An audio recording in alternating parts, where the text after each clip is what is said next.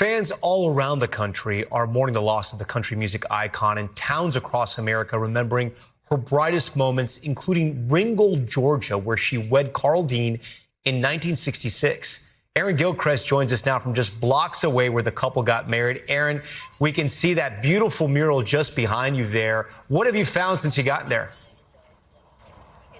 It really is a beautiful piece of work here, Tom. This mural was painted, I think it was in 2022, on the 56th anniversary of Dolly and Carl's wedding.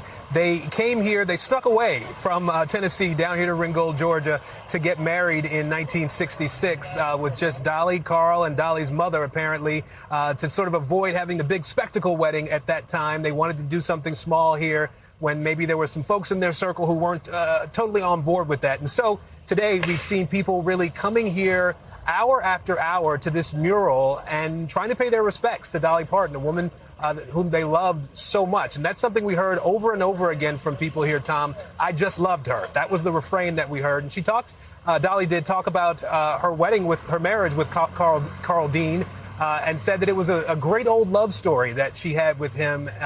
And she talked about the influence that he had on her music over the years. You played some clips there where you heard her singing Jolene or variations of that. That was a song, as the story goes, that was written about a young woman who maybe was a little too smitten with Dolly's husband. And so it became sort of a part of her music library. And he had other impacts while he wasn't in the spotlight at all, really, during the course of her decades-long career.